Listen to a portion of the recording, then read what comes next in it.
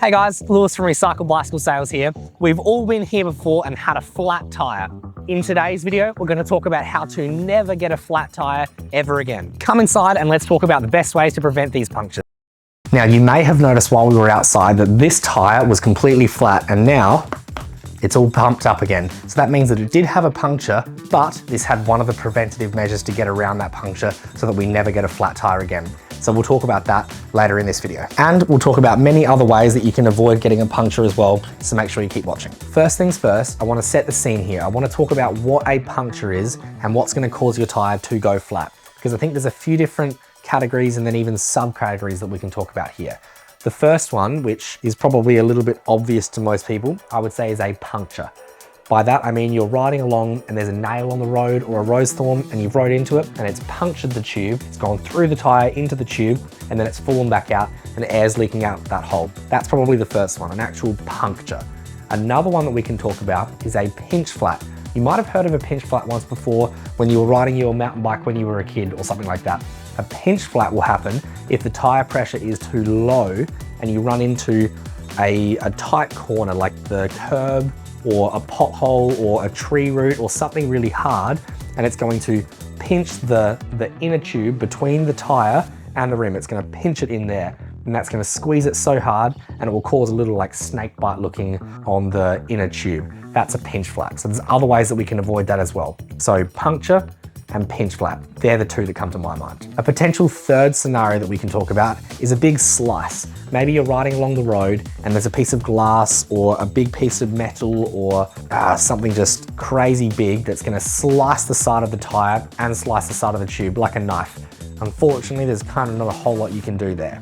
So that's just like a catastrophic failure. A couple of other things that I could see as a catastrophic failure are maybe the tube that you have inside there has been in there for so long and been in the sun and warmed up and dried up the rubber as well that it can eventually begin to crack. And if you pump it up, that could explode. It could also be that the sidewall of the tire might have a cut in it, or it's starting to sort of let go or delaminate or something, and the tube could start poking through the sidewall and then blow out the sidewall. Again, quite catastrophic.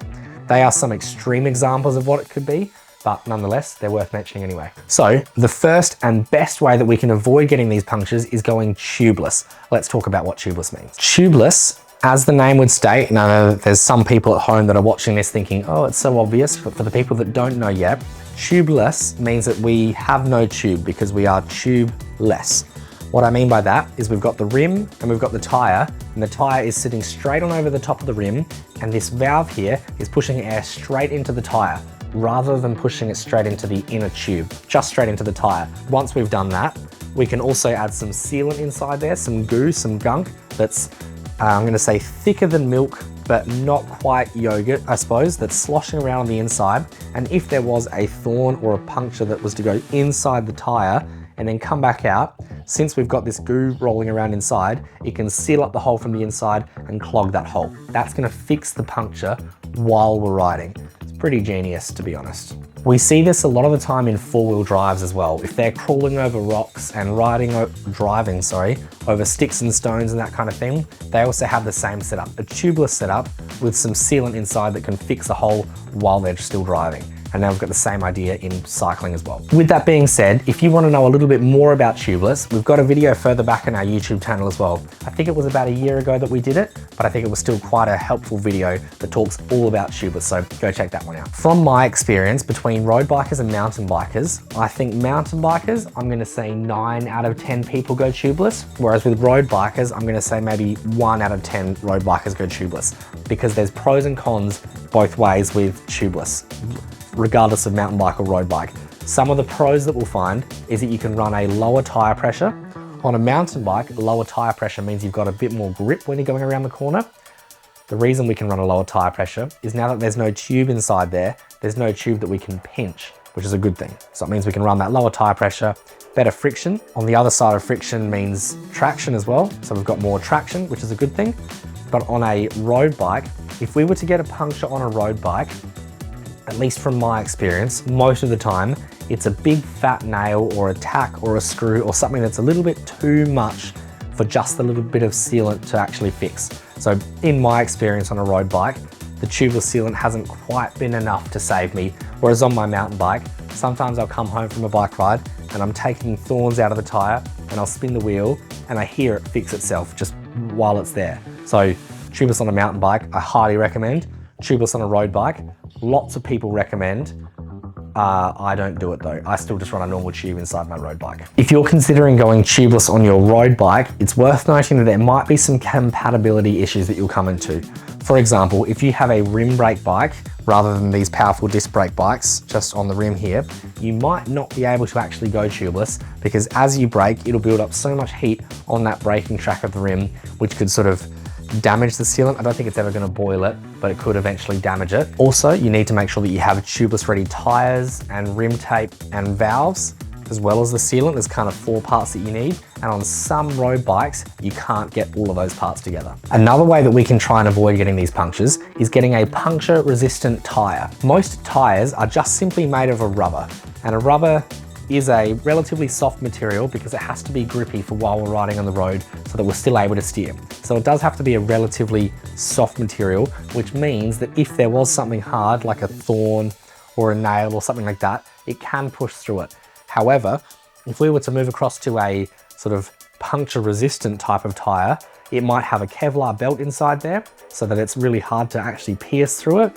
It could be that the rubber's a little bit thicker, maybe the sidewalls are a little bit stronger, different things like that.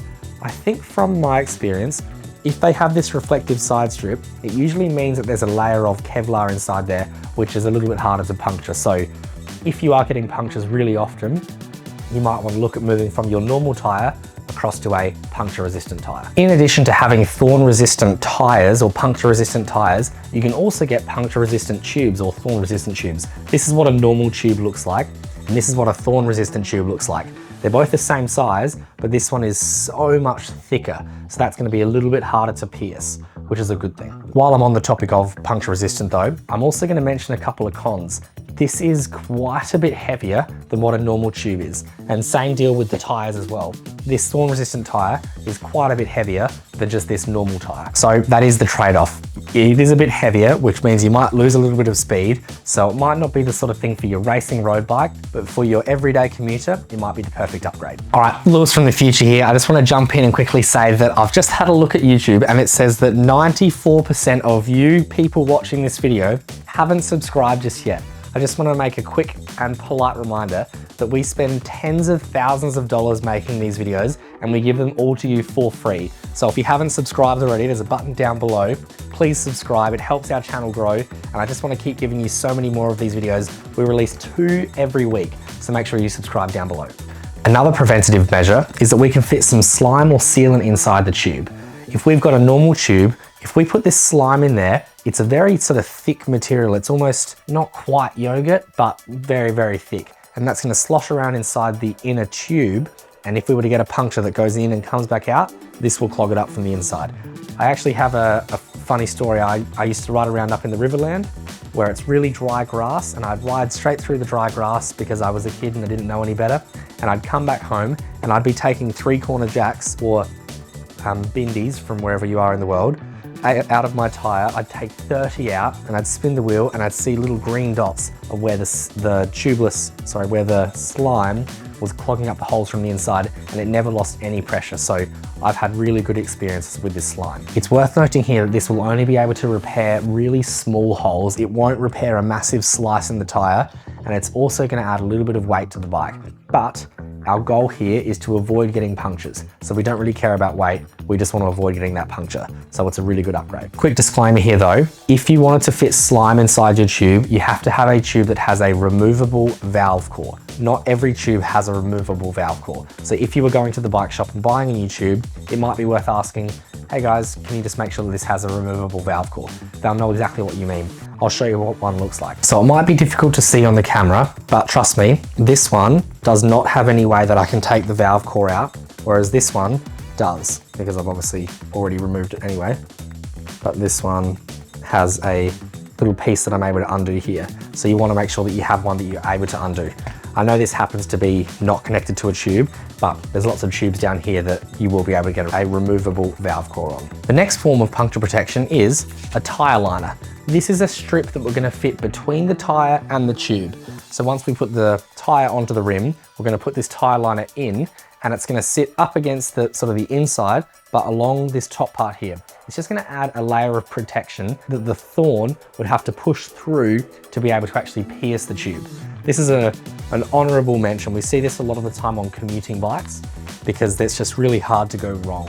So a tyre liner is another way that we can avoid getting a puncture. I'm also just going to mention that sometimes these are very difficult to fit because you've got to be able to fit this tyre liner between the tyre and the inner tube. So there's not much margin for error. So they're a really good upgrade to put on, I suppose, but it's not just going to be a quick 2-minute job to fit it. One of the cool things with these tyre liners is that you can reuse them.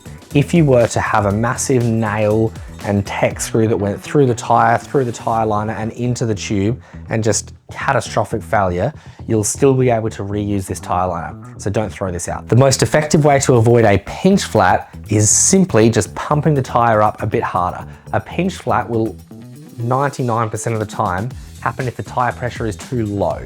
You're riding along and there's a pothole with an aggressive angle, and as you're riding along, bang, you hit that with the wheel, and that's what's going to actually puncture the tube. It's going to pinch the tube between the tyre and the rim.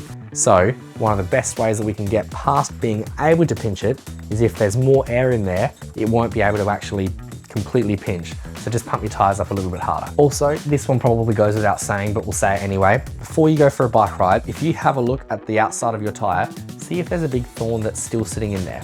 If there's a thorn that's sitting there, but it hasn't quite pushed through the rubber, it's just sitting on the rubber, and you go for a bike ride, and then it goes down to the bottom and your body weight presses on it, that might be all that it takes to just push it through. So just have a quick visual check over and make sure that it's all thornless, I suppose. And a final one, which is an honourable mention, might come across a little bit rude, but I'm just going to say some mechanical sympathy. If there's a pothole in front of you, just because you can ride over it, doesn't mean you should ride over it. You should maybe just go around it, or as you're joining onto the footpath off of the road up onto the curb, maybe if you just lift the front wheel and try and take some weight off the back wheel rather than just smashing into it. I know that this is probably quite obvious, but I'll say it anyway. Just be careful with your bike, a bit of mechanical sympathy. Just because you can do it doesn't mean you should do it. Also, if you're riding through dry grass, there might be some thorns in there.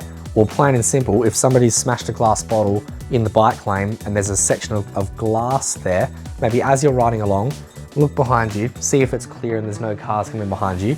And if it is clear, maybe swing out to the side and go around it. If you've got someone riding behind you, make it really clear, shake your hand, yell out to your friends, glass, or whatever it is, just so that they also know to avoid the glass. Again, you could ride over it, but your chance of getting a puncture is incredibly high. So even if you have done everything in this video and you've done all the things to avoid getting a puncture, unfortunately, sometimes we're just unlucky enough that we'll still get that puncture. So once you do get that puncture, there's a couple of things that I recommend checking to avoid that same puncture happening a second time. Let's talk about them. The first one is once you've got the tire off of the wheel, if you put your hand inside there, what I want you to do is run your fingers through on the inside.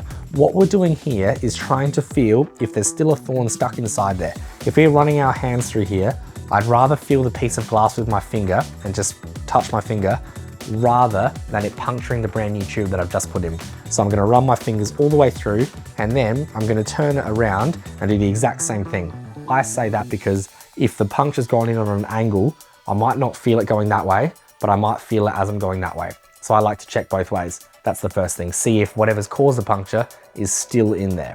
And the second thing that we need to look at is the actual rim tape, like this here. On this wheel here, there is no rim tape. You can see these spoke holes here. That's where these spokes will go through. If there was no rim tape on there, nothing covering those spoke holes, the tube, as you pump it up, is gonna push into that spoke hole and poke into the spoke. It's gonna poke into the spoke, and that's gonna cause a puncture. So we wanna make sure that the rim tape is actually covering those spoke holes. I've seen it many times where the rim tape is kind of doing a little bit of this instead of being perfectly straight. That might be enough for it just to slide out of place and poke through, and then the spoke is gonna puncture the tube from the inside. Whereas this one here does have rim tape on it. See how you can't see any of the spoke holes? That's because there's rim tape covering the entire thing, so we're not going to get a puncture from the inside out. But the best thing you can do, as Murphy's Law would state, is if you have all your puncture protection ready, you have your spare tube, you have your patch kit, you have something to pump the tyre back up, hopefully, because of Murphy's Law, you won't get the flat tyre. But if you don't have those things, you probably will get the flat tyre. So it's best to always have an emergency repair kit in your, maybe in your saddlebag or in your back pocket, just in case. Well, I hope you've learned something about how to avoid getting a puncture. But if you were unlucky enough to actually get that puncture, we've got a video further back on our YouTube channel about how to replace a tube. And I think we have another one about how to repair a puncture as well. So you can go and check those two out. And I'm gonna go along and try and fix this one because in the time that it's taken us to film this video, this one's also gone flat. I reckon it needs some more tubeless sealant. So I'm gonna get across to that. And in the meantime, while I'm doing that, if you could hit the subscribe button, I'd really appreciate it. And we'll see you in the next video. See you guys.